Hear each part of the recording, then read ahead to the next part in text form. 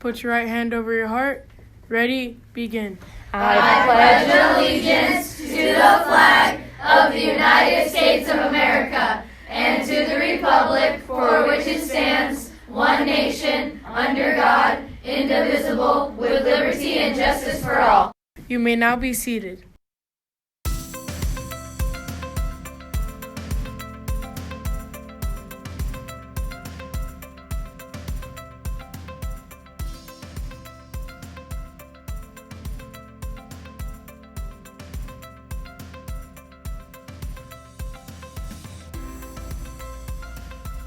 There are also different strategies for time management, such as time blocking and also batching. So one of my favorites is batching, which is when you do similar tasks one after another. So here's a little batch schedule I made where I dedicated a specific day of the week to a specific subject, and that gives a lot of structure to your week and helps you stay productive. Tip number 7 is to do a weekly review and look at the past week and reflect on what happened and how happened and all of that stuff. So a weekly review is built into the planner that I use, which is really useful. However, if your planner doesn't really have this, then I've included a weekly review page in my printable that I made for this video, so you can download and print that one out instead. That way you're able to realize the mistakes you made this week so that you don't repeat them next week. And also this can be a source of inspiration and motivation because you see your progress week by week, and also you try out new strategies and plan ways to improve. And I don't know what about you, but personally that makes me feel really great and inspired.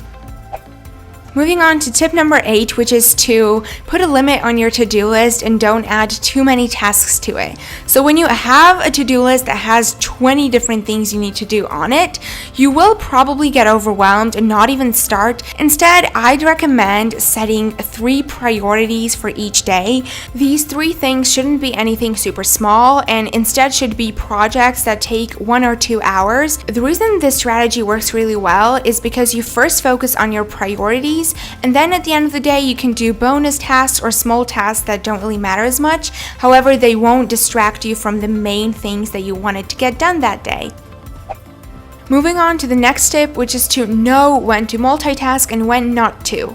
Remember that example that I talked about where I used to study and watch YouTube at the same time? This is an example of multitasking that's actually really bad and you shouldn't be doing, because a lot of the time when an interesting show is playing in the background, you just won't be able to focus on your study material. However, there are other ways of multitasking that can be productive, such as when you are cleaning or doing laundry or chores around the house, you can actually play an audiobook, and this will be productive because one of the tasks doesn't necessarily take your focus away from the other, and you're able to get both done at the same time.